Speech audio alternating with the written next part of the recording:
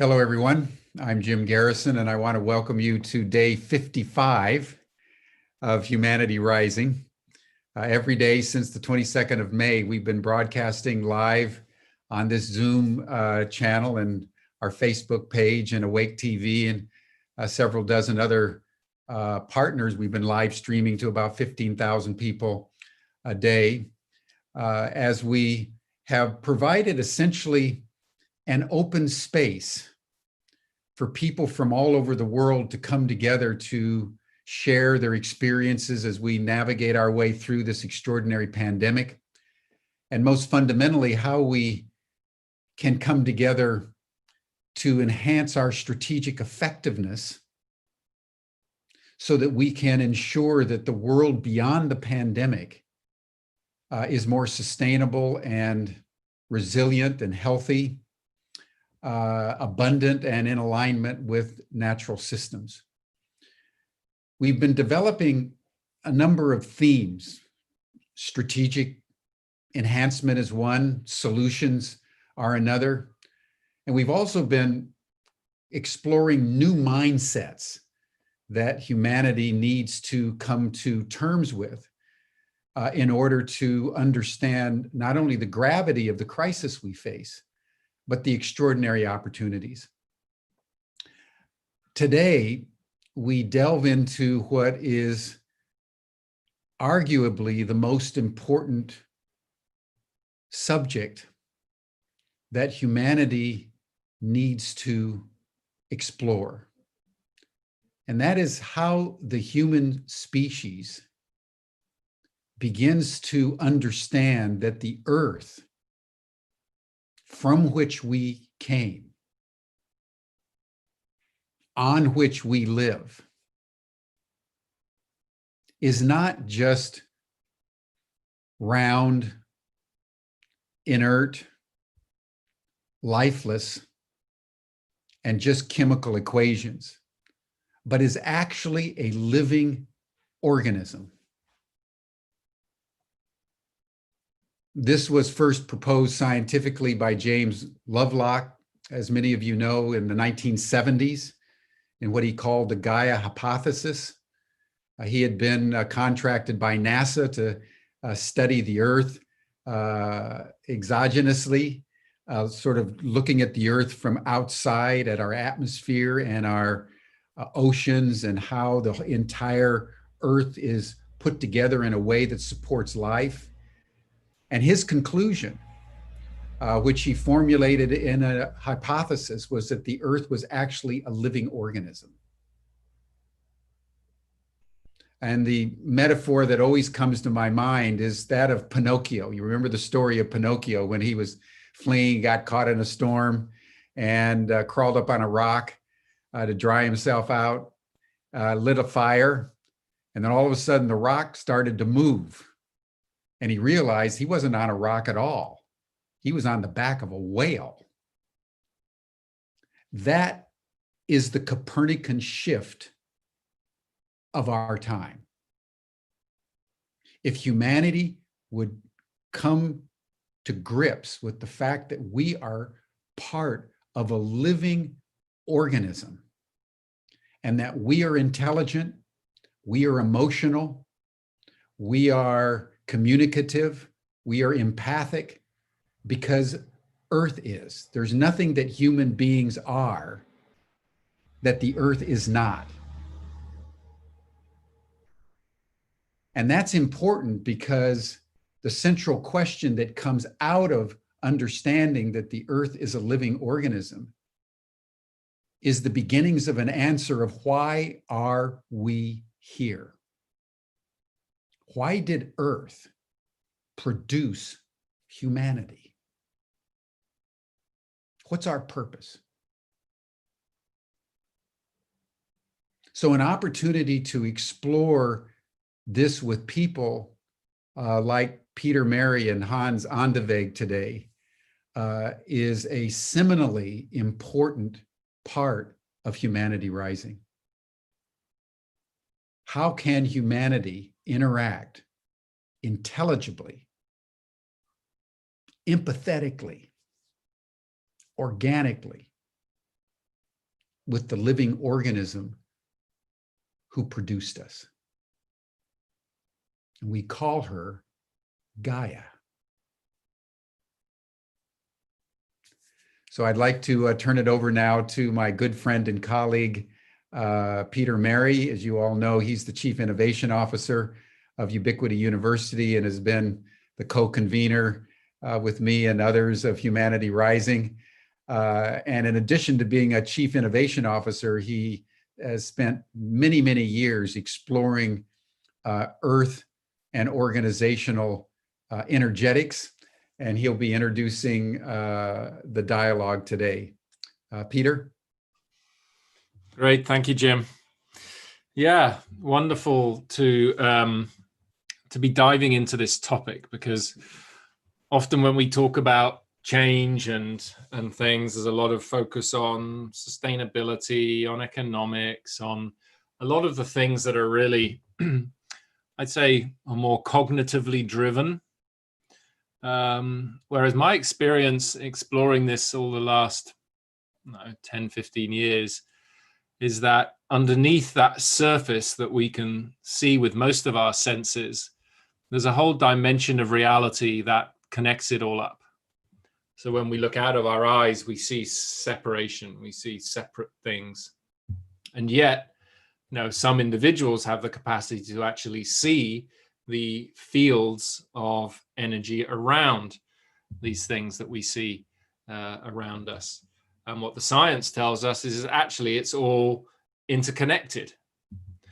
And when our scientists say they can only understand 4% of reality, and that the other 96% is basically dark matter and dark energy, which we don't really understand, then we should stop for a minute and think, if we can only understand 4% of reality, how good a basis is that for trying to explain what's going on and for designing solutions that are going to make a difference effectively.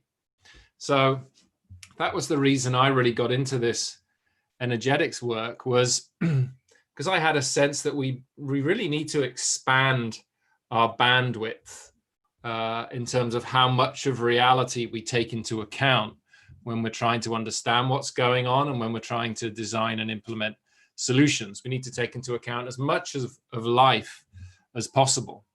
And from the wisdom traditions to modern science, they're all telling us that there's a lot more to life than we can actually see with our eyes around us. Having kind of explored, been reading things like Lynn McTaggart and Rupert Sheldrake and others for many years, which was all resonating and making sense. I'm somebody who, if I come across that and it's making sense, I need to do something with it. It needs to be useful somehow.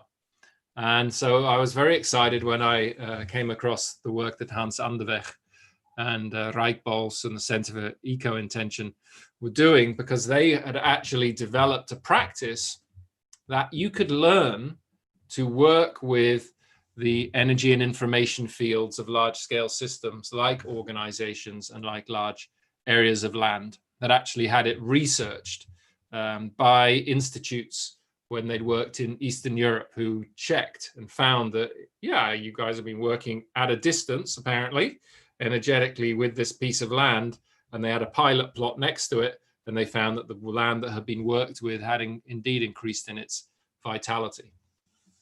When they decided to start training people, it was most popular initially with the farmers, because farmers were seeing immediate improvements in the health of their livestock, their plants. They were needing to use less pesticides. The farmers themselves were less stressed. Things just had more of a flow about them, and their productivity increased.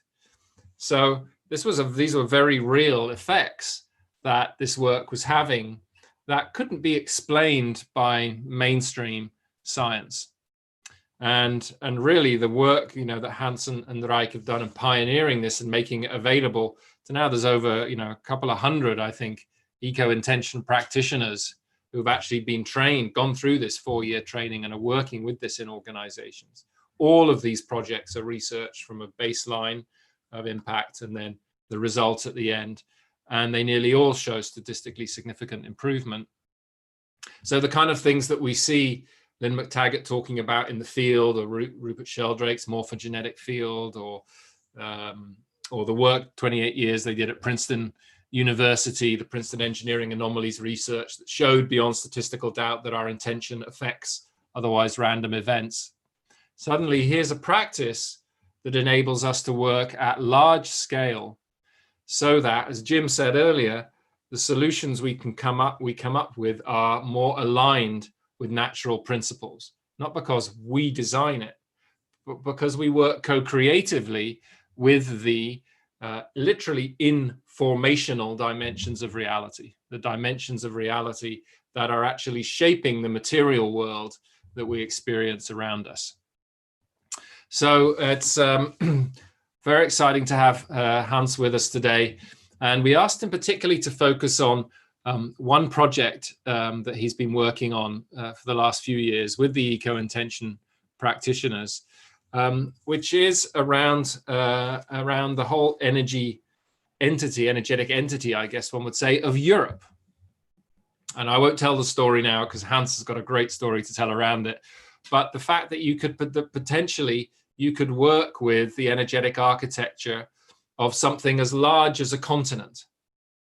For anything with a name and a boundary has an energy and information field to it. It's just a different, if you think of the light spectrum, there's a certain percentage of the light spectrum we can see, and there's a percentage of the light spectrum we can't see, but we all accept it's there.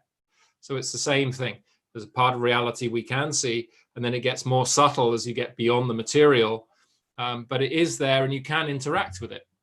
And so it's very exciting to imagine what it means to be able to work and engage at that level of life, particularly when we're facing this complexity of challenge, because these challenges that we're facing are not going to be solved by the rational mind. They're too complex. We cannot grasp with our rational mind the complexity of what is going on, particularly if we only rationally understand 4% of the universe, right? So these practices are not just nice. These practices, in my opinion, are actually essential to enabling us to be able to get through this transition effectively. So it's with great pleasure that I introduce you to Hans Andeweg, a real pioneer in this work, originally a biologist, which means he's always very grounded, always making sense of it, testing everything, not just lots of nice ideas, but really, does this work? Is this true? How is there evidence for it? And that's what makes this really exciting, is that this is stuff that works. So Hans, over to you. Thank you, Peter. Thank you very much. It's really stuff that works. I love to hear that. And thank you very much for the invitation, giving me the opportunity to talk about our work, which already about 30 years it's there.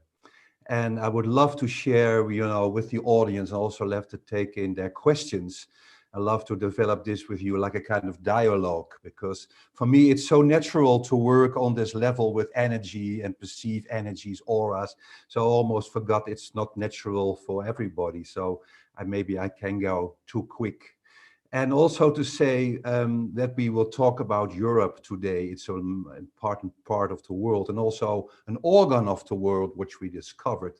But I must also say that it is really the top of our game, because we teach people first to start to work with themselves and then to balance their own home and garden and then companies. And Europe was really, a big hole to do. And also, we can't do this alone.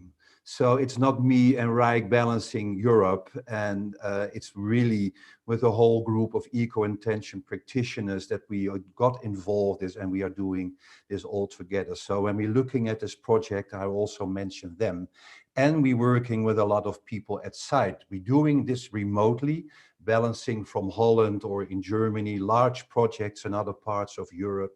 But it always needs people at site, connecting with the energy and directing the energy with their intention, with their hearts to goals for healthy forest or healthy clean water. So it's all about cooperation with people, but also cooperation with Gaia, or call it Queen Europe. I will introduce you to her. It's always listening, like you said. It's not something, well, let's go heal Europe. It's really listening. What is the next step? And this is also how our whole work develops. It's really listening each time. What can be done? What is needed? And this is done with our intuition. And I think that's also very important to name, that our intuition is, I think, the most important part of our human being that we need to develop, now. So when we talk about change and sustainable change, I don't think, like you said, it's too complex. The problems are too complex we are facing. But by our intuition that enables us to tap in morphic fields, energy fields, etc., we can really get the right answers. It's communication. So this is all about a little introduction. And also the thing what you explained, that everything is energy. And this is something that we really have to understand what that means, because it's also what the ancient people always told is chi, it is prana, mana. It's the energy with 1,000 names. It's here, there, everywhere. It's the foundation even also from matter. And we never understood that till quantum mechanics discovered the same thing. And you can find this in the work of Lynn McTaggart, and that it's literally all energy. And this energy takes shape literally by our conviction that it is what it is. And I can say that, but when you really let this zip into you, and the meaning, it really means it's mind over matter. Matter is 99.99999% of space filled with energy. And it is what it is because I truly believe this is a table or we are working, but we can change that.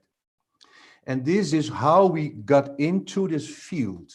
In this field of all possibilities. You can also find this in a transcendental meditation and do it with the mantras. We have many traditions teaching this, but now we know it's also scientifically possible. I really mean scientifically, because it's not only me doing, you also learn to do this. So we can go in this field together. We can travel there in this energetic landscape. It's so fascinating.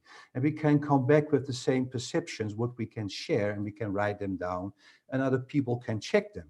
So it's not longer any subjective journey, kind of dreaming, but it's really, taking a path, going there and showing other people how to do this. So everything is energy. And we can get access to this energy field, and matter evolves from this field. So we have this field and we can mold it and then make it coherent. Then we have literally another world. And these fields are non-local, meaning that I can get access to a field what's also in Eastern Europe by my intuition. And everybody can do this.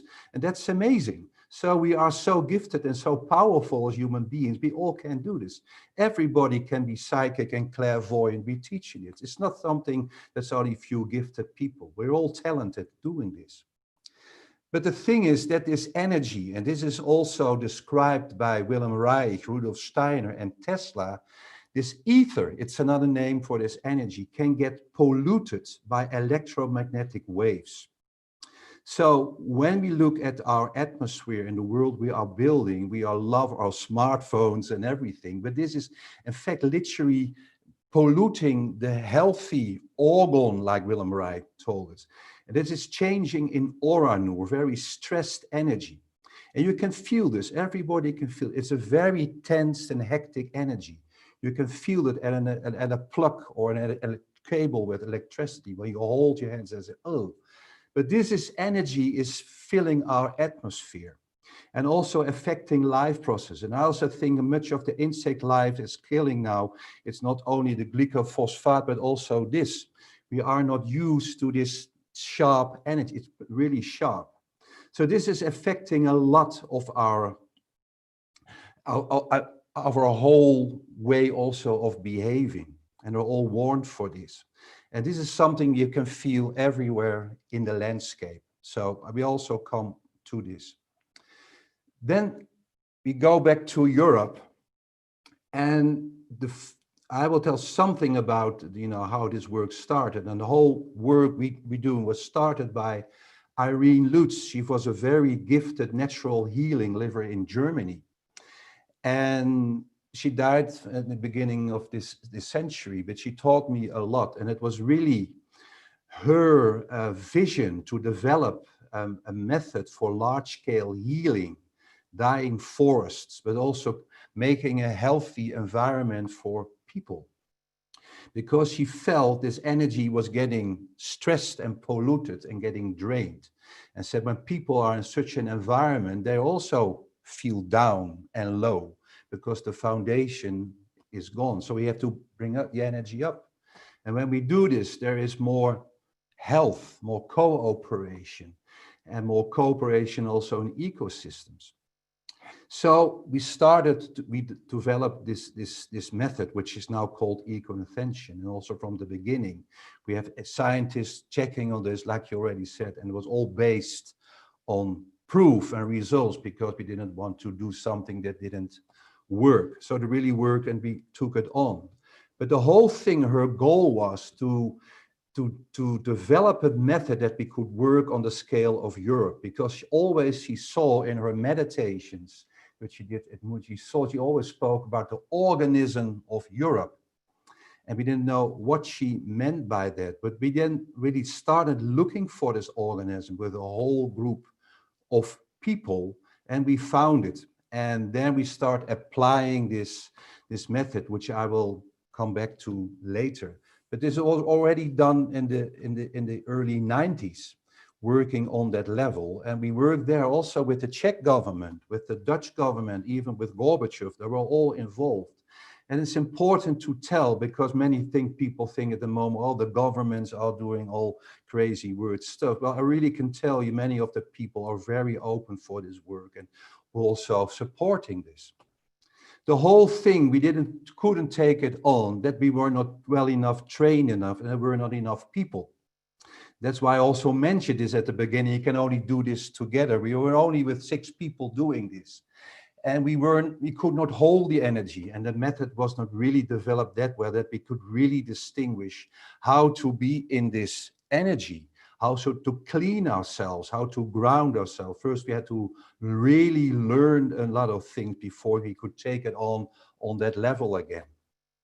So over the years, we developed this method, ECOintention, to first small scale and etc., go larger and larger. And then 2015, when all the refugees came to Europe, then Rijk said to me, you remember, this is what also Irene predicted. And I almost forgot, but that was true. She predicted already in the early 90s, everything would happen in Europe. And one of the things she always said, there will be large streams of refugees coming and there will be separation in Europe. So that was really the moment that we had about 100 ECOintention practitioners. It was quite a magical number. And we really brought this idea to them, said, okay, we think the method is now developed that well, we can work on that scale, but we can only do this with you. And that was really, truly a very moving moment. That's when we asked them to join. They said, yes, we want it. Great, we felt our heart, let's get into this together and feel again if we can get to this, Europe organism, can we really connect with it and ask again what is needed.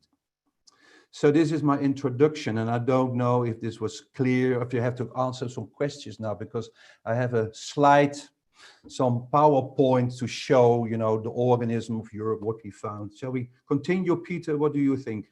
Yeah, there's no questions in the chat, lots of kind of comments and references to related practices and experiences. So I suggest tell the story. Okay, let's go. I have to share my. There we go.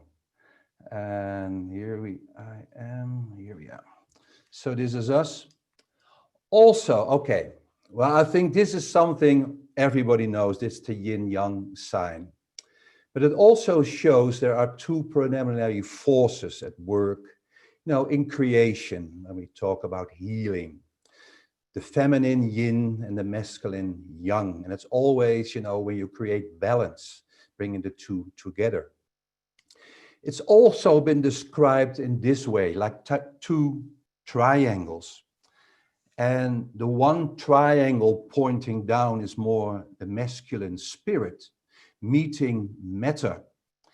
And the more they are connected, you say, the more whole it is. They always say healing is to make whole. It's also in the German heilen und heil, and also Dutch heal and helen. So when we talk about balance, it's really about healing to make whole. So when something is not in good shape, you can say, well, there's a kind of minimum stage. Life is hanging on a thread, and it's kind of maximum. You're really good in your energy and feeling pretty well. Then the next stage is in fact this one. And this symbol also everybody knows, but it's a very ancient symbol. It's not only the Star of David, in fact showing really harmony, but also in fact you are transcending to a higher level. You can call this in this way, call holy. And it's like there's a kind of breakthrough. You're going to a higher level of consciousness, of spirituality, of insight. Like the holy man has a higher insight. You can see he's connected with a higher level and can give you information, problem solutions for your daily life. Well, Humanity Rising is all about change. And it's looking for change for the actual problems. But also when you listen to Einstein and Ken Wilber, they say when you can't solve the problems here, you really have to transcend to a higher level of consciousness. You have to level up 1 or 2. You also find it in spiral dynamics, whatever. So, and this needs change. So when you go from this stage, from the minimum, and you go to the maximum, you can go from good to better or from worse to good. But this really needs change. You're leveling to, you're going to a transformation. And I think this is something we are facing with humanity at the moment. So we really have to transcend and to connect with another level. And that's why I'm also happy I can bring in this, because this is new for many people. And it's something I think we have to connect with intuition, etc. But, and that's what I also want to mention before we start with Europe, we can only live this. One step up also needs one step down. And most of the time, this is forgotten when we talk about transformation. So you can level up, but also you have to ground deeper. You have to ground, connect deeper with your body and also with your own old patterns. I always said, there is your shit, and it will come to the surface if you don't want to go into yourself. So that ritually means, you know, we can have change, but we have to connect on a deeper level with ourselves, with our pain and our old patterns, with our past, but also to connect on a deeper level with Gaia. And this was the whole reason starting this project, Connect, because we can only have change when we level up, go to a higher level in our consciousness, but we can only live this when we also connect on a deeper level. We ground deeper. So, if you want to have more information about this, the whole story, ECOintention is the whole more general story. And when you look at helptohealeurope.org, you can find much of the story I'm telling now. So one day in 2015, you know, all the refugees coming to Europe and separation taking place. You know, we took this on with our practitioners and said, would you like to help us? We want to feel, connect. We don't want to be in politics. It's about humanity, about people coming here, looking for refuge. But they're coming to Europe, and we want to have a healthy place. Is there something like an organism, Europe? And if there's an organism, you know, in all those countries, does it have some natural boundaries? And you will also learn this, people, when you connect with a map, you get in resonance with a morphic field, resonating with it, like Rupert Sheldrake describes. And you can do this together. You can check upon each other. So together, we went into this, connected with the field, with our intuition. and we sensed with our hands if there was an outer boundary of Europe, of this organism of Europe. And then we always started sensing when we found that are there any organs, we call them holons. And this is what we found. So here you see the organism of Europe, what we found. And you look at mountains and you look at, well, the southern border is the Mediterranean. Crete not being in and following. And this is something interesting. Here are the Azores over here. And when you follow it to the west, you know, it's here Great Britain. And Iceland is not in. And I met people from Iceland and they were so disappointed. Said, why are we not in the organism? I said, I can't judge about this. This is what we found. So it's not something, oh, you know, we want to get you. It's not the European Union. This is something natural. And also you see here Scandinavia, Nova Zembla, and then we go here to the Ural Mountains and we follow the Volga and we will have Turkey here. And then we found about 33 called organs, call it holons. The numbers, you know, we started here with number 1 in northern Germany and also in Holland. But the numbers are just at random. And there are 33, and the last one of 33, it's northern France with Paris being involved. But this means that it's all connected. So when there is something happening in Holon 28 in Russia, it's affecting also number 31 with the Azores. Or number 32 with Turkey. When Holon 1 is in bad shape, it's also affecting all the others. They're all connected. It's an organ. So this is something, not something to do with politics, but the basics of energy and vitality. So there's a lot, we found this, but I said, okay, can we get some background about this? There's a lot to tell, more to tell, but one of the fascinating things we found is this very old map from 1570, the 16th century. You also see Europe here written down like a queen. It's been Queen Europe. And very interesting, you see her crown that is near Spain, but also pointing out to the Azores. And we also found before that the Azores are the crown chakra of Europe. You found the heart in Bohemia, the major part of the Czech Republic and other pieces. So I won't go in detail, but this was one of the very interesting things, a little bit confirming what we found. But we found the strongest correlation of these boundaries with, in fact, the geological layers deep in the earth crust.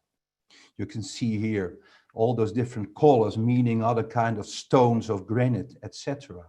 So when you zoom in, you can see this more closely. You see here this Holon number 1 with Holland and also north of Germany and Denmark. And likes very special number 8, that is the one with Bohemia. And this is in fact the most complex part of the European earth crust. And I have to think about a meteorite hitting the ground there. But we didn't notice when we found those boundaries, that was so much correlation what was deep down in the earth. So it's really showing that the energy, those organs are really have their foundation deep in the earth crust. But then again, okay, it was about how healthy is this organism? Is it falling apart? Does it give us a really good base? Because when it's in good energy, it will also support the people with good energy and also will have a better communication, a better cooperation. I said we were looking at the different parts. Well, then we did a kind of testing also all together, and it was quite shocking. So here you see a map of the health of the organism of Europe. And this is all done with a group of practitioners, all checking this, dowsing what you also learned, Peter. And you see on top of here, we call it the POA, but in fact you can say this is the health. And the brighter the color, the more healthy the organ is. So when you go in the yellow, it's still okay. So the best part in Europe to go to a holiday is still number 31 with the Azores. And also when you look at Scandinavia, number 26 and number 7, they still all are okay. But when you go into the purple, that's already in a weak health. It's already kind of sick. You have to go to see a doctor. You can't cure yourself on this scale. But then, and that was quite shocking what we found, we also found negative organization. So it means it's not organizing itself to a larger whole, it's in fact separating. That means each holon is in fact struggling, sucking energy from the rest, trying to survive. It's a kind of disintegration. And again, this was already predicted by Irene Lutz in the early 90s, and we found this again. And you see the darkest part is there in Turkey and also in number 33. And again, this has nothing to do with politics. This has nothing to do with people. In contrary, it could fill you with compassion because when you live in such an area, it's draining you. And when you are drained, you have not been your best behavior. You're starting, get people off. So I can understand they want to kick out all refugees because they feel threatened. In such an energy, you are not grounded, you don't feel safe, but you feel threatened for everything coming from outside. So it's not justifying, how it is in politics, but I can understand. And again, it was really, okay, how can we improve the energy in all those holons? Well, it felt a little bit like Goliath, and we only with a few people. And when people say, can you do this whole thing? Well, you can, but it's not really working. It takes such a long time because it's such a large whole, and we can work large scale with ECOintention, but not on this part. But we can do pieces of about 20 to 70 kilometers and more 1,000 square kilometers we can heal.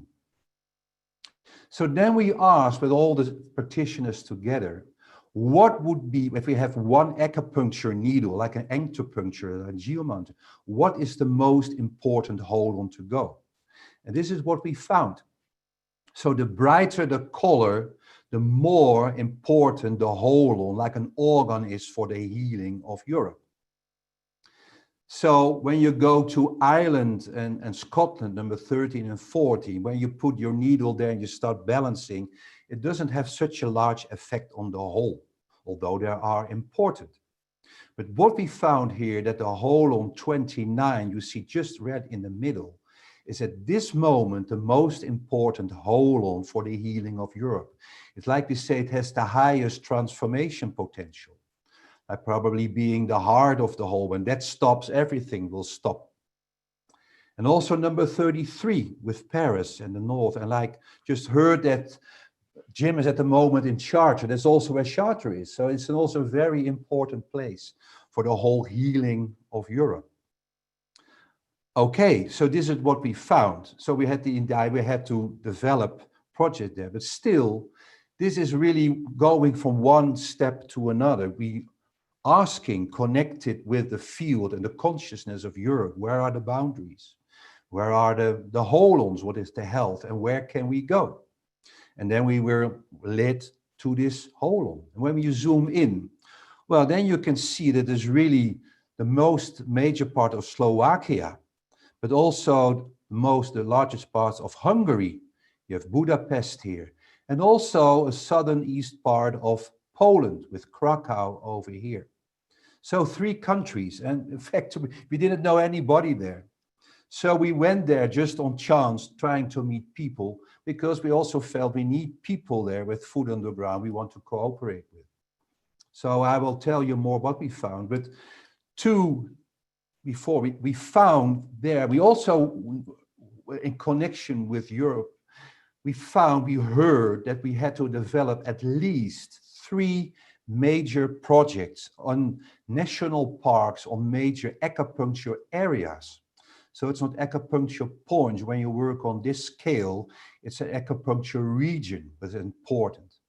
And when we found these projects, so to say, working there together with people at site, connecting the energy with practitioners working remotely, then when they are in good shape, in good health again, then they could be connected to a larger system, being kind of foundation for a larger healing system that could open up and then have its effect on the larger whole.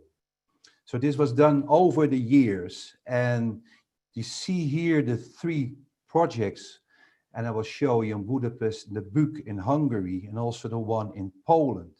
And we didn't notice because we balanced them, and then we connected, and then a huge acupuncture area opened in the middle, one of the most remote areas of Slovakia. And this is happening at the moment as part of it.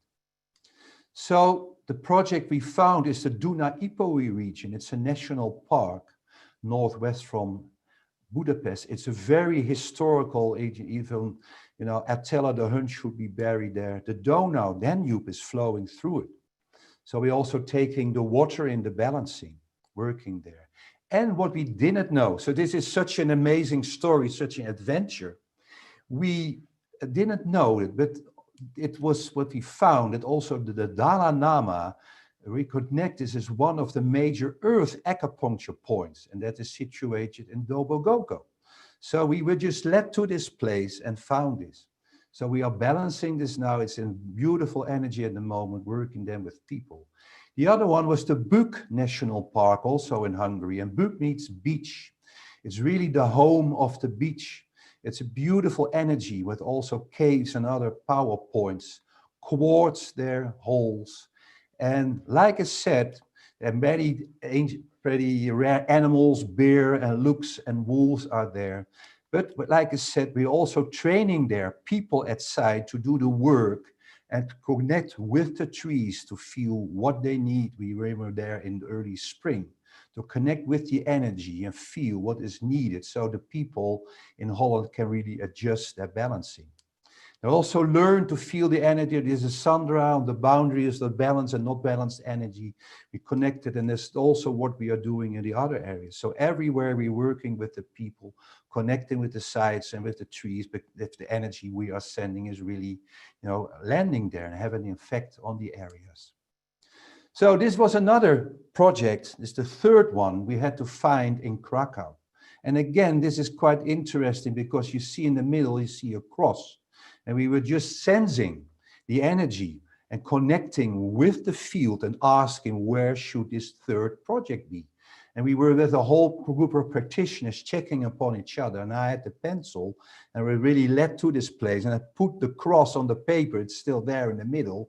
And we felt where would be the boundaries of this project in the south of Poland, south of Krakow. And that was turned to be out in the West Beskid Mountains. And we went there. It's an amazing site with also a lot of power points and energy points. So we did a lot of research, but we were looking also there for people to work at site. And well, this is really, synchronicity, how you are led on your path doing this.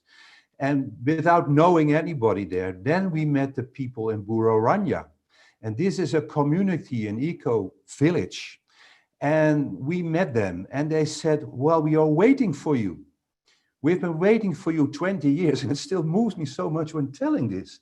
Said, yes, we were led to this place. We are living in this hole you found because it's a very important place for Europe. And they are working with the old Vedas, and they're doing every day with sun up and sunset. They're doing the burning the Agniyotra fires. And I do it also at places in the Holland to really for the energy and the good of the whole. So again, there's much more, but I think I pause now after this pause. We have more projects also in other Hollands running at the moment, but these were the ones we started with. And I think it gives a good impression what we are doing there for Europe. And we also already have good results there. We have the feedback from the people there.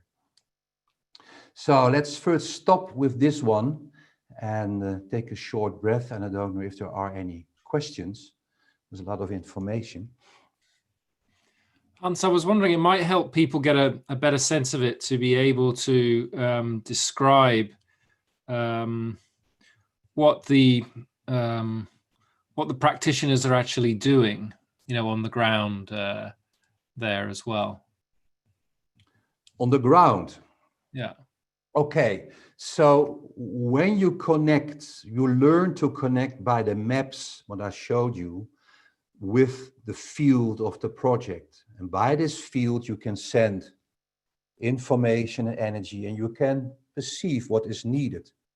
So you are building a kind of tailor-made field that enhances and promotes vitality for the trees, cleans the water, whatever. But this field needs to be connected. You have to bring it really down and to connect it with the place. So you see, it's always, we need people, men, to do this, to make whole.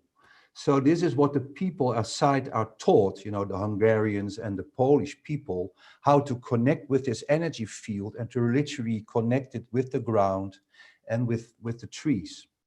And the more often you do this, the more sustainable it gets and the better it holds. So just to clarify, Hans, there are kind of ECOintention practitioners who've been trained in the approach based in the Netherlands who are working with the maps to actually send the energy that the system says it needs.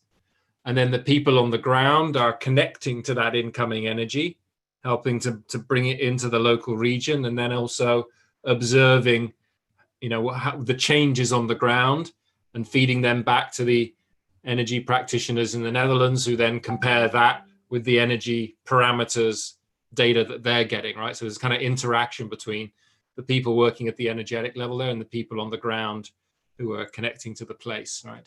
Right. And what I also do, because you mentioned the work of Lynn McTaggart, he has the beautiful work, The Power of 8, showing the effect of our intention, our focus.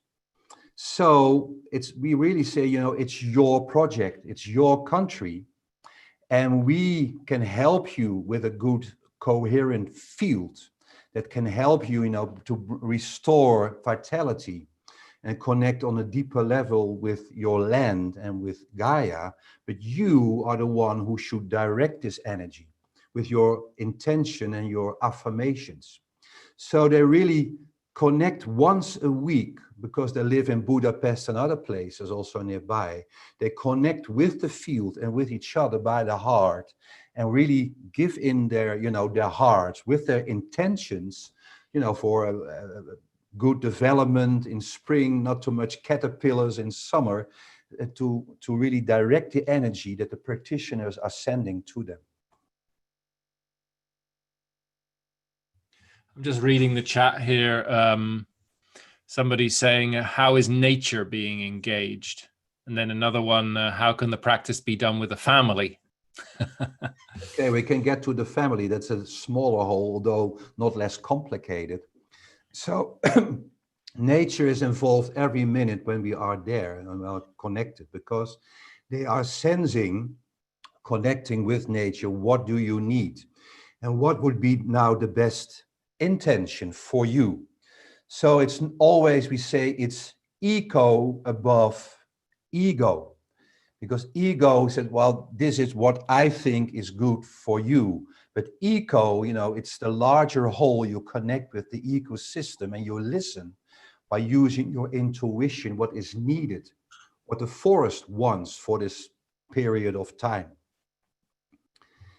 And the question about the family, well, there is a lot of family constellations going on, the work of Hellinger. And this is in fact a kind of similar approach, although it's more at sight. When you stand with a constellation, you can connect with the family field and also feel what is necessary to deblock and to transform patterns there. Yeah. So there's another one. Somebody says, is the electromagnetic energy of these areas affected by 5G? Well, yes, of course, but 5G is not there at the moment, but it's already 3, 4G, everything. So only the frequency is getting more quicker, it's more pollution, but it's already there. Although there are remote areas, but when you look to the Dunaipi, a lot of people from Budapest are having their homes in the weekends. So there's a lot of internet there. So again, we perceive it as Oranur and a very sharp energy. It's also, getting into the trees, causing diseases. But in this way, I'm very hopeful, because what we learn that it's possible in those huge areas we are balancing for, again, this is already wonderful, we can do this. But by balancing, and you can restore the energy in about 8 months. And that will really balance and take out all the stress from this energy devices, and also from the 5G. The whole clue is you need more grounding. And that is why I mentioned this before. Grounding is the magic. So we have to make deeper grounding. And when we do this, it's a kind of, it's really harmonizing and restoring very quickly. So this way I'm quite hopeful, but we have to do it. Yeah, so answer being yes, it does have an impact, and we're finding ways to actually deal with it. Yeah. And Gary asks, what results are emerging from the intentions and affirmations of the practitioners? So could you say a little bit about some of the results that they've been finding in the Hungary? Yes, they really showed, the trees are more healthy, there are less diseases, and also people came more to ease. There were also tensions with the forestry people in the area. We also work in the Bialowice primal forest, I can show you. And there's a lot of, chopping of the trees. But you feel when the energy is restoring, communication and acceptance from each other's point of views, and trying to find really, the golden middle, like we say in Dutch, is happening. So this is very, and you can't change people, and because it's free will, and I won't change people. But the whole thing is, when the energy is better, we can connect better, and we can understand each other better, and we can hear each other better. So that is more is facilitating positive problem solutions. Also, and besides the better health of the trees, and also the better health in the water, because the Danube is also flowing there. There's a lot of also rivers in the other areas. You see also in fish, in other words, it's really coming back. And so the idea is that by kind of healing those areas in that way, or balancing those areas, they will have a positive impact on the organism of Europe as a whole. Yes, well, that's okay. That's the theory. We go step by step. So first, those areas were in very weak energy. They were also not really, the trees were not connected. And then when in a system, when it's connected, 1 and 1 makes 3. It's a larger whole. But when the energy is low, then you got separation, and it is really survival of the fittest. So first you have to restore the energy and restore the ecosystem. And that takes a while. That took us about a year, and then you can connect, and this is with the deva, or the consciousness of the area. Are you, strong enough at the moment to be connected with the other project, with the 3, and together, build a larger ecosystem? And it sounds all weird, but this is all possible. And for me, we always say together crazy is normal too. So when you do this, a 3 of really good adults, or, being well grounded, and you go into this and connecting with the field and sensing, listening to the answers, which you can do together. And then we really felt, and then after a year of balancing, it was possible to connect them in a larger healing system. And then we started the one I showed you in the middle. But still, so we took it from local, national energy to international. And it's all a kind of vortex doing this, having kind of effect on its surroundings. Yeah. Yeah. Dana was asking, which are there any specific indicators that we measure? Do you want to go into that a little bit? The Dor, Oranor, Orgon, Bovis. Yes, I don't have it in this slide. We can do. See, let's say, what if you do this? You can't do this overnight. Healing is not a thing you have, magic wand, and then it's there. Because like I said in the beginning, we have to also to work with our past. And most of the time there is a burdened past. So that needs also repetition and going step by step to give each part in the whole time, to clean and to harmonize. And you have to do this very gentle, feeling what can be done, what is necessary. Otherwise, you break it open and it will collapse. So it's sensing, energy, and feeling. And to do this, we develop certain scales that you can really follow, like heating up a room, how warm it is. And, like a kind of weather forecast, we have a kind of energetic parameters that you can really predict and see where the system is, how it is evolving. I can look it up. I have to find it in another PowerPoint, but I can show how it is developing step by step, going, reaching wholeness. So by having those scales, like also a doctor has working with a patient, looking at the temperature, this is also what we have in energetics. And this makes it also possible to quantify this more, these feelings, you can feel and sense energy, but where you develop dowsing, but you can also use with the rods, you can give this energy, put it in numbers, in quantities that help you to see where you are on your path of reaching wholeness, but also enable you to predict certain developments in a project. And like we also work in companies, we work with the guardians, with the CEOs, with everything. We can really show them, what things they can do in connection with the workers on the ground floor, what will be the right moment for implementation and for bringing change. This is about all the parameters. Yeah, so specific things we can measuring, like how grounded, how stressed, how blocked, and those kind of things. Yeah. Yes, and give another example. So everything is energy and is doing like this. So also through your own body, this is your aura. It's a kind of torus. You see, though, the more energy, the wider your aura gets. And everybody can do this, perceive this. But a tree is also this energy. So a tree is a tree radiance. And by this radiance, when it's a healthy tree, it's a large radiance. The trees are connected. So they cooperate and exchange energy and information. But when they are in bad shape, like you, or your energy is getting lower, and they separate. So they're not connected anymore. So already in winter, when there are no leaves, I can get in a forest and perceive, like you also learned, Peter, I can perceive the radiance of the tree and perceive if there is connection or not. Now, the most amazing thing is when I start balancing, I can do this at sight. We also teach people to do this with Reiki and other things. But for such a large whole, we use the map. But when you bring in the energy, then the trees are starting, wow, I'm feeling better, and they are really getting more energy, and the energy is getting bigger, and they connect again. And you can sense this in the forest because it's getting more peaceful, but you feel this mood of cooperation. Hey, hello, my old friends are there back again. So this is one of the parameters we use to feel if the energy is working, but also it's expanding. We can predict how long it will take to get them connected again, to restore the system.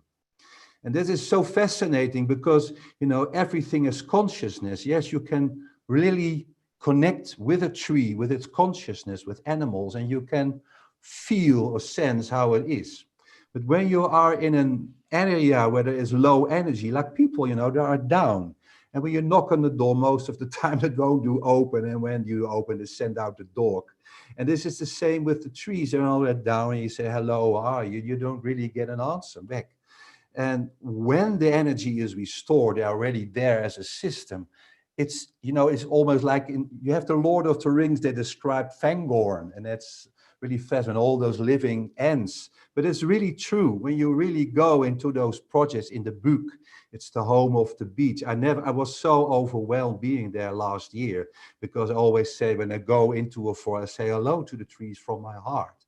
And I think this is something, I think this is why we are here on the planet, to really greet, say hello to creation and how wonderful you are there. We are the only creatures on this planet who can do this, who can really acknowledge another being, being the presence there. And when I said that, I was really, I've been moving there. It was so, I still get moved. I remember this moment, because I had a whole forest, greeting me. It was so overwhelming. I never had that experience, so strong. And it was really happy you were there. It's so great work you are doing. So it's crazy, you're walking in a forest just alone and having all those trees around you and connected also with the elementals. So we took people there, and I want to have this trip again. I call it a Magical Mystery Tour, going there. I had to cancel it because of Corona. I like to take people again there next year, because you can only, you don't need to believe this. You have to get the experience. And this is, I wish for all people. Yeah, beautiful. And somebody, Linda was asking, could this work with the refugees, or how's it being used there? And I know that there is one project that some ECOintention practitioners are working on. I don't know how far developed it is or whether they've seen results yet, but is there anything you can already tell about that? Yes, because we also request doing this, and it's also possible. So we have practitioners only starting their own company, which I love, they're taking this on. And they got connected one of the largest refugee camps in Greece. And they also connected with people outside there who could really connect again with the energy and direct the energy.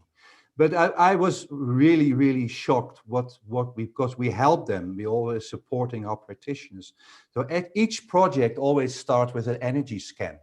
It's not something, okay, we go there, let's start healing. No, we have to get the permission from people at site, and also connect with the spirit or the energy. And we also need goals. What we want to achieve there. And then when we have this, we connect and we make an energy scan, and that shows when healing is possible. But I know there are some negative energies around. It's because you work with it, and there are angels and demons, just to call it. And there's a lot of pretty negative stuff walking around at the moment on this planet. And that's also when I showed you in the beginning, those negative energies in Eastern Europe. They're not the most friendly energies you meet there. But this was really, really, really down in this refugee camp, that really shocked us from the deepest, from the heart. It was so negative and so, well, yeah. I really, really, from all compassion. So I was so happy they started balancing there. But so it's getting better now. They had the first results, and I did not quite exactly, but I want to ask again.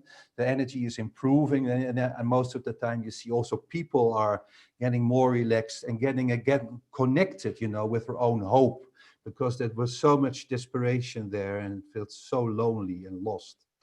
And I think then again that it will attract its own positive problem solutions, because the place was so negative, it was only attracting very negative energies. So you can't expect any positive problem solutions for the people there and also there. So there are many, many things possible. We also work in cities. So there's a lot of aggression moment in cities going on, also about the 5G, because this energy is all, in fact, they're there to connect us by the smartphones, but on the energetic levels, they're separating us with all the orange, so also causing aggression. So this is also happening. You can balance together with the town council, which we do. You can balance streets and squares, and you can take out the heat and to ground it. So, it's also having fresh water and fresh air in a city, the town council. You can also have fresh energy there. It's also possible. Also work, and this is also causing more peace and people being more grounded and not so hectic and aggressive to each other. There was one question came in around sacred sites and things like that, and was there a relationship between the degradation of sacred sites? I just wanted to show people this, and then get your comment on how this work relates to things like energy lines and sacred sites. So this is a Google Earth overlay that everybody can see now. That is a little hobby of mine, where I basically collect Google Earth grids of earth lines and sacred sites and put them all in one place. So, this is really the Earth's kind of light body. You could think of it like that. And so there is this grid of lines and points within the Earth. And I was just wondering whether you've worked with this before, or how you see the relationship between the ECOintention work and what people might call geomancy. Well, thank you for asking. It's such a cool map you all made. This is wonderful. Yeah, I know my way around with the geomancy. We even worked together with Marco Pogacnik, who is quite famous in this work, and also in the early days of the resonance therapy. So it's really good work. It's also working with the acupuncture. But like mentioning Marco Pogacnik, with whom we worked in Germany, and he worked on several projects. And he also put down the stones, because in the geomancy, you're looking for places and to open up and to restore them. That already he found that he put his stones there, but the world was so much developed more in dynamic than he expected. So he had to move his stones. He found that stones could not be there forever, but he had to change them also to change how they were put in the landscape. So it didn't work. So like in the old days, you could put there a stone or in Stonehenge, it would be there for century or millennia. But also working with the stones, he already found then it would be more dynamic, so to do. So this is one thing, but you can really work on those acupuncture points. And we also did. But then I started working with Marco Pogacnik many years ago. And then Irene Lutz said, well, Hans, we want to work on 1,000 square kilometers. This is the method we are developing. So how do you want to check all the earth acupuncture points in the time you have? So, okay, that will be a lot of work doing this. I said, no. So because we want to promote self-healing, self-organization in a system. And by this, like when you're working with Reiki, you also give the energy on the body and it will really restore itself and acupuncture points will open. So he said, this is what we do. And then if we find that there are several still points are blocked there on holy spots, we can go there at site or invite people or invite Marco doing this. So it's really, always working together. 1 and 1 is 3. So I really know this work and I love it. So this is one thing we can do. The other thing, you're showing also earth grids. So you have the Curry lines, the Hartmans, the ley lines and everything. But the whole thing is that also what many geomantic people discover, that these grids are also transporting the life energy of Gaia. It's like the meridians. But these energies are also getting polluted by all our electromagnetic waves. So this is something really, worrying, because we are polluting our earth grids.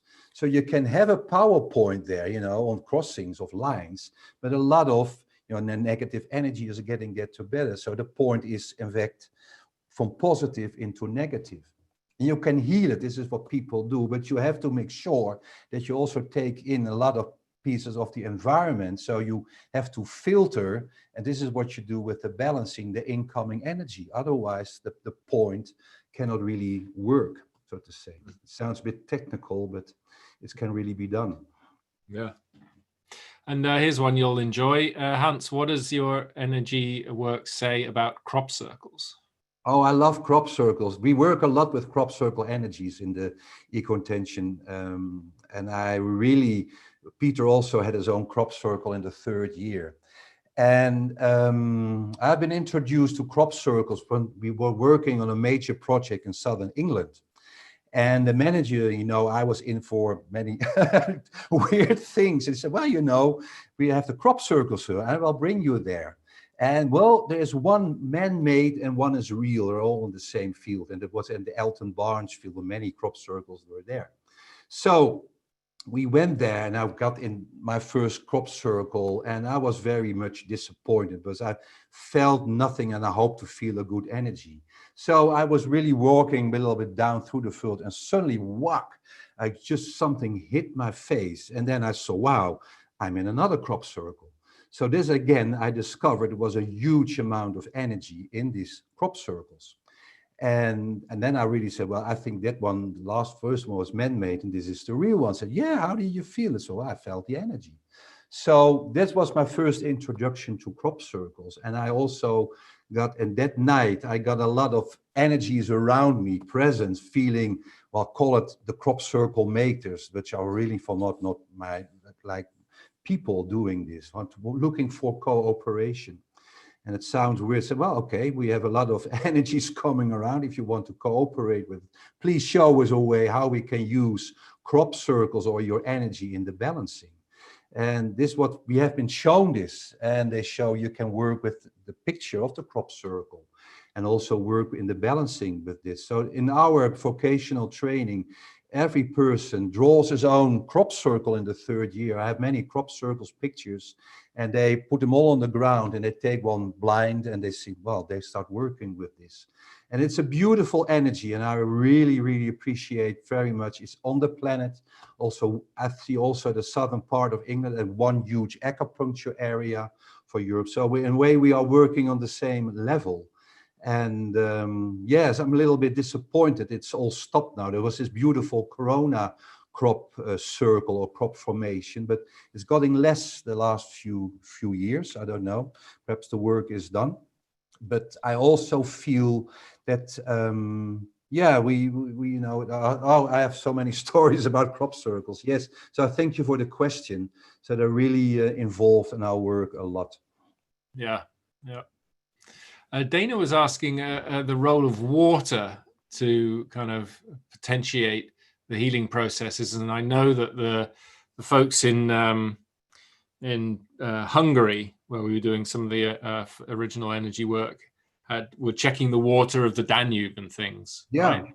yeah. Can you say a little bit about that, the role of water in these areas? Well, starting with this work, we also got the information, say, from Queen Europe, that the water was very important in the balancing. So we should really involve the water. And of course, you know, it's like the blood streaming through everything. And water also carries a lot of information. We know from the work from Emoto, you know, it's a store for information. You could clean. There are many ways of cleaning, drinking, or energizing this. So we were quite fascinating when we found this Duna-Ipui region, that really the Danube was flowing through it. But it was a very, very low energy, but also taking this down. So we took this in, and the thing is that the Danube flowing through this balanced energy, but then it goes on and taking also this balanced energy. So the Danube is flowing through Budapest. So it's also bringing this energy through Budapest. And we have some of the guardians, you know, they were not such a way. I said, wow, one day I was working from Budapest and I had such beautiful energy then. How come? And the other one said, yeah, I was rowing on the Danube, and finally I had much better results in the rowing, you know. So it was all getting energized by this water, but it was also cleaning up. And I remember we also did a large project near Findhorn, because I saw Marilyn Hamilton also joining, and she's living in Findhorn. We worked also on the moors near Findhorn, where the river Findhorn is flowing through. And we were balancing this whole moor for already 10 years ago. And I asked the owner, said, well, you know, are there any results? Yeah, well, he said, it's amazing. You know, the fish and the fall, I think the salmon, I don't know, they came back into the river. And we were always fishing here on the moor, but all the fish were gone. It's just that they are smelling the balanced energy of the water, and they come swimming up the river again. So animals, and we also find always we get more birds, also more rare birds in the balanced areas, like the animals perceive that the energy is there and they feel attracted by it. Great. I wonder if it might be just useful to tell people a little bit about the kind of impact that the work has, on the one hand, say with farms and things, and on the other hand in organizations, so that, you know, people really get a feel for some of the data points around the difference that it makes. Because I know the center researches every project that you do. Yes, well, in fact, it's all about very simple principles. So when you understand this, it's, you know, the principle of healing is the same for a person, for a family, for a company, and a larger whole. And everything, you can hold in your mind. When you have consciousness of the whole and connect with the heart, you can heal. And you don't need ECOintention for this. Everybody can do this. So this is for me very hopeful. And I think each CEO, when it's a good one, a man or a woman or a whole team, when they have consciousness of the whole, the company, they're really leading, into the future and having a feeling for what is going on, sensing this from the heart, they're bringing their energy and can direct it. And it's always been done for, for ages and everything. The only problem or challenge is that the energy at the moment, so the energy was always clean and there on the planet. Feng Shuing is working, the ley lines, the Romans, everyone was working with. But now we created a completely new environment. So that's why the balancing has another priority and the grounding too. So that's why we are offering this work and doing it and teaching to people. So you can always teach these people and they can do it themselves. But the thing is that you always need to direct it and connect with yourself. And it also affecting you, the one who is receiving, the guardian, but also the one who is balancing. Because it can only be sustainable when it's connected with consciousness. So it's a healing field, but it can all, so this is important. It has to do with the development of consciousness. So it's not only, getting out the old stuff, the old patterns, but why are they there? What is the core pattern? And you have to transform this, harmonize this in yourself. Otherwise, it can't sustain. So this is something also, so it doesn't matter. We can work with a city, you can work with a company, but it all needs the guardian, they're working with the principles of energetic guardianship. They have to direct this energy also. So they need to have a clear affirmations, we call intentions, where they want to go, want to take the energy, connect with the energy field, and do also their inner work. Because we always say you heal as good as your whole yourself. Mm. And the practitioner also had to do his own inner work, because the world is like a mirror. It's so in, so out. Energy is always doing like this. You're also looking at your own aura each time, your own matching pictures, your own matching patterns. And so at the end, the project can only be successful and be sustainable when also the one who is healing can connect with his own peace. He has to heal in himself. So that's why this work is never boring. Each new project again is also telling me something about myself. And so I can't get rid of that. So I can't just say doing this and, but I have to do my inner work. Is that an answer to the question? Yeah, that was my experience as well. It's like you can't, when you balance a project, the themes that come up in the project reflect themes in yourself, and you've got to kind of go through the healing process yourself as the project goes through the healing process too. There's been a couple of comments. Well, I would like, I'm talking about, so because you also have your experience in doing this, so you're also doing your balancing, Peter. So how is it for you to do this work? So you got like I described. I mean, it's the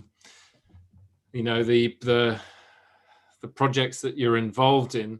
As you go through it, there's a certain point where the blocked or stressed energy needs to be transformed and released, and that process nearly always reflects a similar pattern in myself as well. So it's like, it looks like chance that you found a certain project or something to work on, but in the end, it doesn't. You can't believe it is, because the match is so close between your own journey and the journey of the project or the guardian. Just to clarify for people, the guardian, when Hans is saying guardian, it's really the person who's ultimately accountable for the project as a whole. And that can be an individual or it can be a team. But they're the ones who in a way curate the energy field of the system as a whole. And the only thing they've got to be open to is, the possibility that, of course, their consciousness affects the field of the organization they work in. And we ask them to work with affirmations during the process. So the goals, the things they want to achieve, over the coming period of time. As long as they're open to that, we can work with anybody. And, you know, it's amazing how many people I found are actually open to this, even though collectively they would never admit it or talk about it.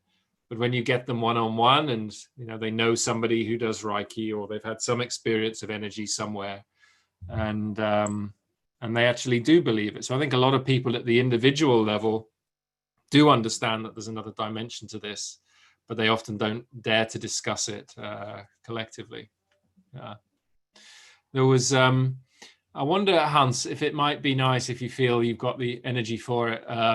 Nadia says, what's the best way we can purify our energy daily? And other people have been talking about their own practice. I mean, what we could give people an experience of, say, the 5-point meditation, if you wanted we can to do that. Yeah. do that, and just give everybody, you know, an experience of the basic practice that we do to clear our own systems before we engage in any energy work with others. So people are up for that. Why don't we try a live? Yeah, that would be great. So we got the 5-point. I have to clear my throat. I have a little prickling. We can do that. We call it the 5-point meditation. We go to the center. Now there's a guided meditation, so everybody can just sit down and relax. This is what you mean. Okay. Yes. Okay. This is the one we always start with. Be doing this work to get connected with your inner world. So, okay, let me take you on. So first, I really want to invite you to relax your own way. And it helps when you close your eyes, because connecting with your inner world is also meaning connecting with your highest potential, with your intuition. But there's always a lot of turmoil in your inner world. And we always say, well, say hello to it. Meaning there is no judgment. It's okay that it's there. So go from outer to inner world and breathe in and breathe out. And connect with the flow of life. It's always there, around you, but also flowing through you. You only need to ask for it. So invite this energy to harmonize, to charge, to release, and breathe in, breathe out. And while the flow flows, you connect with the center of your head, a place behind your eyes, between your ears,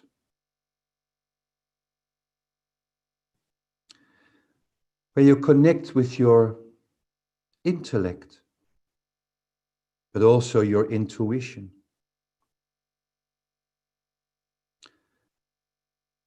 A place you can imagine as being a comfortable room or a beautiful place in a landscape.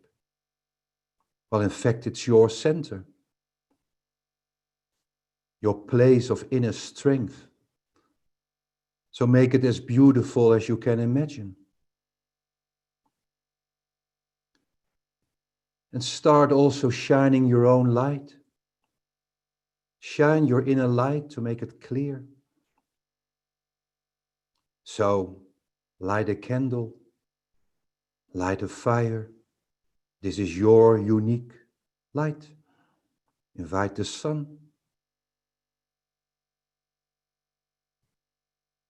And immediately everything that's distracting on thoughts will disappear.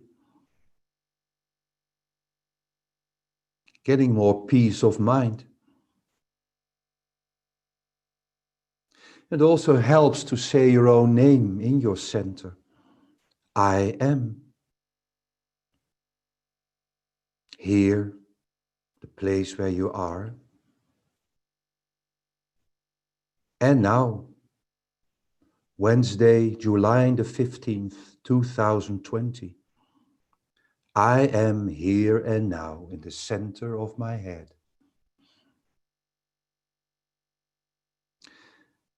And when still your analyzer, your thinking mode that says yes but, is spinning, you say yes cut. Imagine your analyzer as a wheel spinning. And the more you think, the faster it spins. But you can lower the pitch. There's a little button below. And you turn this button to the left. You lower the pitch of your analyzer.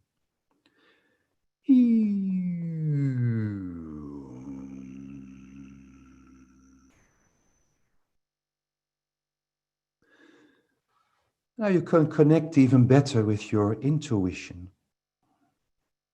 your mode of sensing and knowing. Hello, intuition. I open up for my inner knowledge.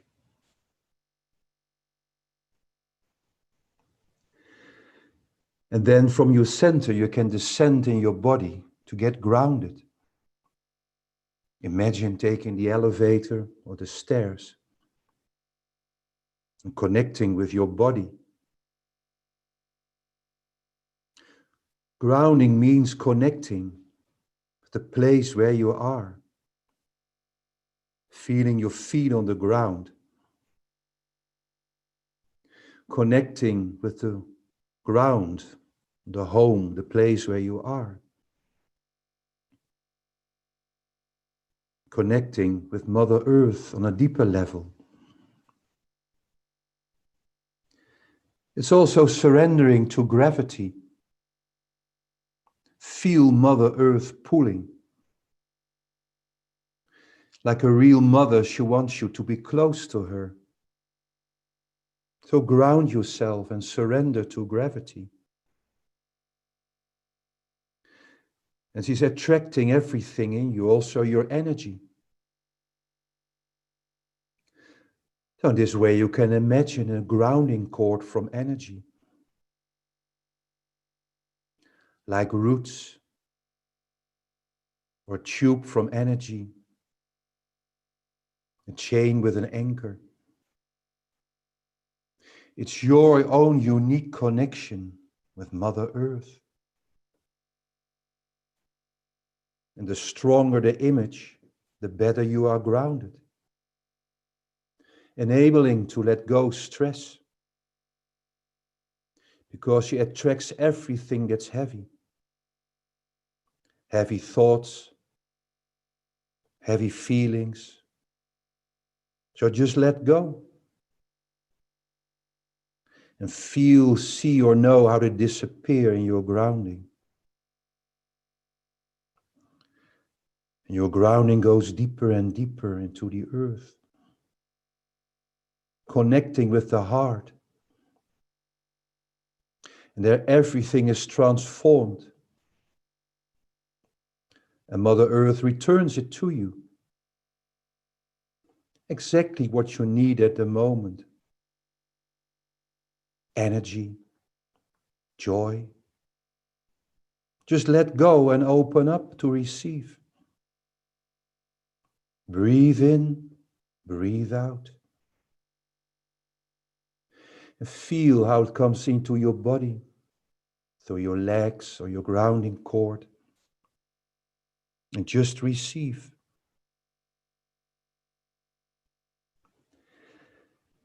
And while Mother Earth grounds and your inner light shines and the energy flows,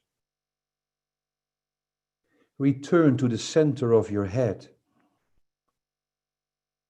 This place behind your eyes, because there you can have a clear look at your own energy, your aura, and trust your first perception. How large is it? How much energy do you radiate at the moment? The first, the best. Well, did you wear your energy coat well? Does it have the same size, the left and the right, front and back? When it's very large, you're very open, also vulnerable for influences from outside. So you can make it smaller, have more protection, just by your imagination. I give my aura the right size for this time and moment and place. Attract it like a magnet, or use your energetic arms to pull it closer to you. Use your fantasy and imagination. And if you like, you can put some roses around your aura for more protection. Or some other flowers or something else you like.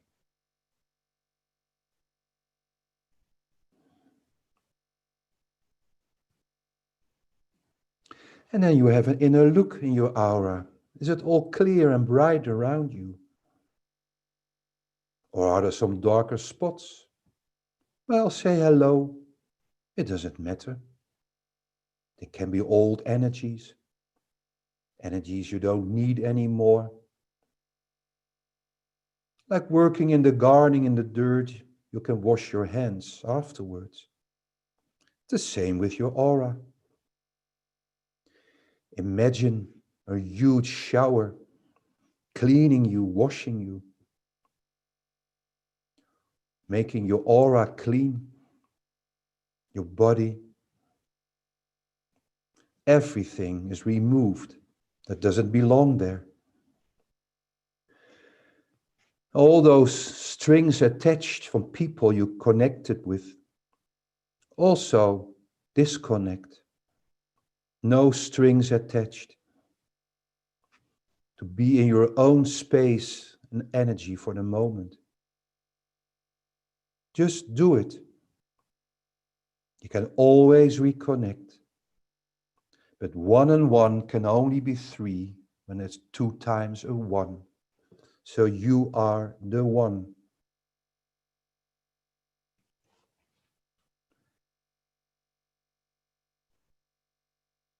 And then you can invite a warm wind, making you dry and warm, removing the rest of the energy, sending it return sender. Don't worry, the cosmic male knows where to go. Just let go. And then above your head is a beautiful sun and a blue sky. Just close to you, 1.5 meters. It's your highest self or your guardian angel, well, just name it. It's your highest frequency. A beautiful light always guarding and protecting you. Hello, sun. Now invite your sunlight to shine in your body through your crown. And enlight each core of the 50 trillion cells in your body. To shine as a spotlight in your aura, charging you, inspiring you, guiding, protecting, from top to toe. Your light is everywhere. Left, right, front and back. Even shining in your grounding. And if you can't imagine it, it's already working when you think it. Trust the power of your intention. Also shining in on your feet and in your grounding. Even enlightening the earth on your feet a little bit. Shine your light. Connected with Mother Earth. So then you're well grounded, connected with your highest frequency. And this next fifth part, you will go to your heart, where it all comes together. But also all your emotions are there, everything that moves you. Well, just say hello to them. Hello, how are you today? Free, happy, or bothered and sorrow. It doesn't matter. Just say hello without judgment. And then imagine you open your heart like a flower, it opens. On your chest, but also on your back. And then you breathe in energy through your heart.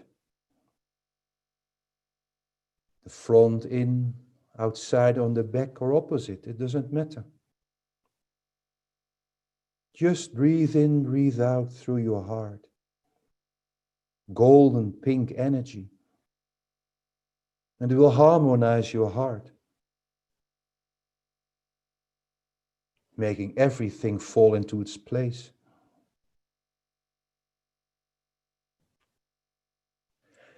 And it goes even better when you do this with a feeling of compassion.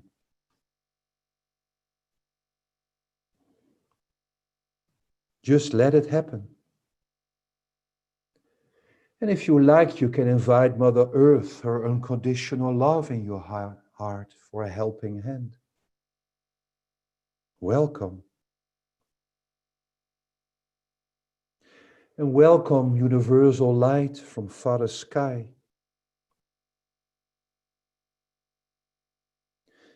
Please heal me, make my heart whole. And change my heart in a heart of gold.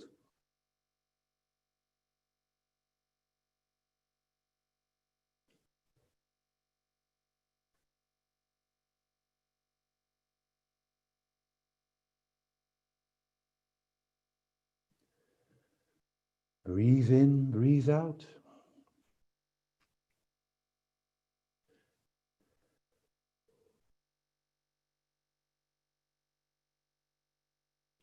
And you can say your own name in your heart.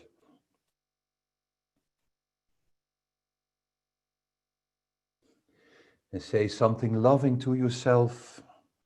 Give yourself a good intention.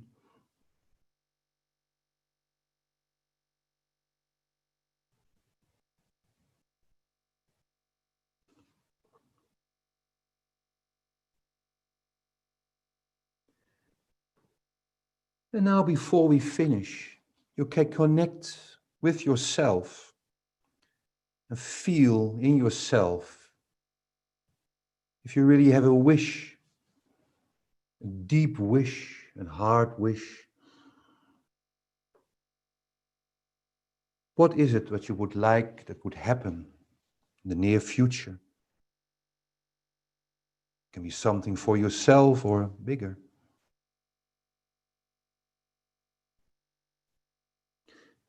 Just picture this self for yourself and see your wish and make it to a really living image. As if your dream is fulfilled. You have this wish, and the whole cosmos and the planet helped you to make your dream come true. Well, see this, feel this, make this real for yourself. And also feel this gratitude in yourself because this happened.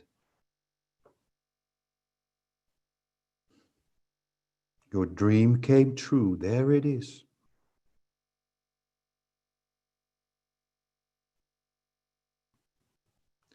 And now you imagine a heart-shaped balloon, a huge heart-shaped balloon.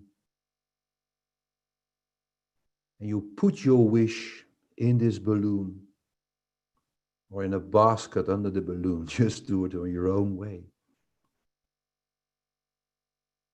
But there it goes, your wish in the balloon,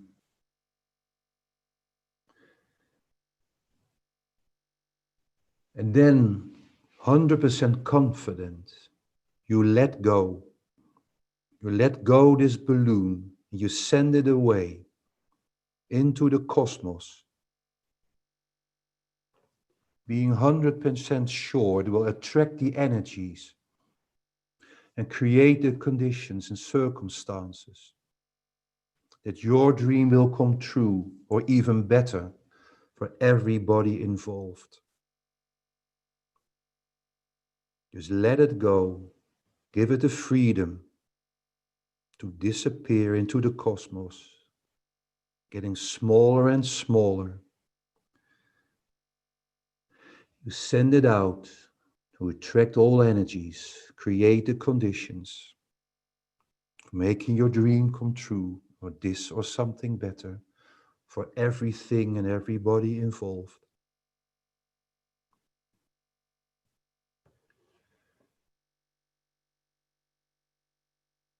And when your balloon is gone, you return to yourself, to the center of your head or to your heart.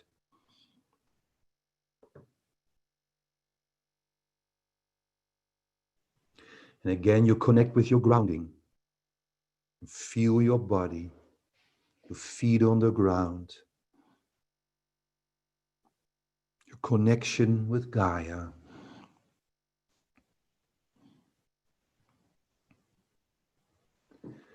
And then before you finish, feel if there's anything else you need.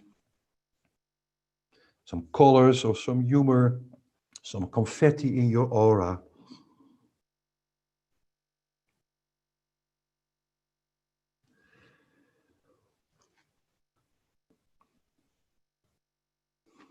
And then you finish this meditation in your own way.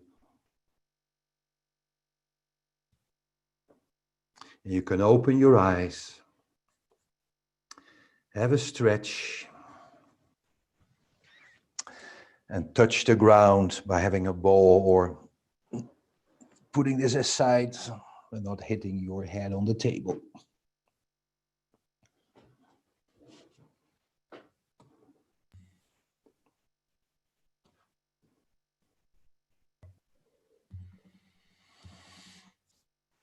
Great. Thank you for that gift. Well, see, all the dreams come true. But wonderful to have gone from this big concept of healing Europe, bringing it right back to ourselves, because ultimately that's where it begins. It comes and starts with us, so please be happy for yourself and then take it on. Just take care for yourself. And we called the session Energy Work at Scale. We didn't say which scale. Ultimately, all scales, because it's all fractal, as somebody said. That's beautiful. You mentioned this, it's all fractal. But I think we are the fractal, it all comes together. We are one of the most complicated creatures on this planet. We're really gifted. And I think when you look at Corona, the whole message, we did this meditation with a whole group of people, and it really came out, it was a message, from the planet. You are made to be great. And humanity, start behaving like this. You're running yourself nuts and the whole planet. So slow down, log down, come to yourself and connect with your inner world. It's mind over matter, mind moves matter. Understand, what it means. Great. Is there anything else you'd like to say before I round us off? No, I'm very grateful, Peter, for giving this opportunity, and also us working together and people doing this. So I really think, you heal as good as you're whole. So first start with yourself, and then, your loved ones, your family. And then, because many people feel, what can I do? But you can do so much. But, taking care of your own self and the people who are next close to you. And I think it's beautiful, but it's working on Europe. It took us many, many, many years to be able doing this. And we really love people. We have an intensive out now starting in September. People can join. There are 8 modules. They can learn doing this, but it all starts with you. So this is, I think, really the magic, because we are beautiful creatures and we have a lot of people. But if we are not taking care of who we really are, we can't heal the world. So. That's it. Great. Well, thank you, Hans, for your time. Thank you also for doing it all in English, because it's not your native language. Oh, wow. So that's much appreciated. It's sometimes easy to forget That's that. what nobody would understand. No, that's no problem in English. You did a great job. And for keeping it so normal. That's something I really appreciate you and the way you do it. Sometimes people who do this work, it becomes this great kind of almost an ego trip, this great kind of cosmic stuff. And I love the way you just keep it grounded, make it normal, because that's the key thing now. We need to accept that this is the norm. I remember I was watching the video Bob Jan's, one of Bob Jan's last lectures when he was completing the 28 years of research they did at Princeton University. And he said, look, we've basically proven beyond statistical doubt that, human intention affects the world around us. He says it's up to you now to work out the implications. Right? Yes. These are the implications. But I appreciate their work so much, but we had this same experience because, like I said, we started already a long time ago, and I was doing all the research, working with the people, the scientists from the Russian Academy of Science, the Czech Science, Wageningen University, Frankfurt University in Austria, and we all found proof. But each time people says, yes, but, I can't hear this anymore because you should do more repetitions. The brain, the mind can't give us the solution. It's the heart. And that's why I started teaching people, giving them the experience. And it makes it, it's so simple. And I started working with farmers, and they're very down to earth. So I had to make it simple, but it can all be done in simple. But also when we connect, with the spiritual, but I feel it's so close. It's not that far away. You can immediately direct. You also have this experience with the divas, with the elementals, and they are also very ground to earth. They want to hear from you. Let's work together. What can we do? It doesn't need a long talk and discussion because, it's really time. It's short to 12 and everybody wants to do. So this work is really, really down to earth, and it's nothing more practical working with intuition. Yeah, Hans, I can tell you, anybody who wants to join any of their programs, like you said, they used to only run them in Dutch and German, and then we started doing, in Dutch more recently, doing them in English. So these programs are now available in English. There's an 8-week online intensive that starts in September. The link has been put in the chat a number of times, but if you can't find it, you can find Hans on the UbiVerse, and in there's a link to the ECOintention site as well. So do check that out. There's a great resources, including all the research that has been done, also on their website. So yeah, do have a look at that if you're interested. Yes, and also the books In Resonance with Nature and The Universe Loves a Happy Ending has much been described of what I've been telling, also used for the training. Yeah, those two books, if you didn't catch that, they're also on his profile, listed in his profile on the UbiVerse. Resonance with Nature and The Universe Loves a Happy Ending is the latest one. So thank you again, Hans. Thank you everybody for being with us today. Jim is off to another meeting, so I'll be closing it off today with a look at tomorrow. Tomorrow, is a nice bit of synchronicity. We have Marilyn Hamilton hosting a session on integral cities, and Marilyn has actually worked with the ECOintention process for her organization and projects. And tomorrow she's bringing together a really great group of people who are working very groundedly with their communities on the ground. So what does it mean to actually try to transform your cities, your towns, your villages, your communities in a way that enables them to make a positive contribution, enables them to be healthy places. So very much looking forward to that. Same time, same place tomorrow. Thank you all for joining us. Thank you again, Hans. Thank you, Peter. You're doing great work. Thank you very, very much. Really appreciate it a lot, really. Thank you. Bye for now. Bye-bye.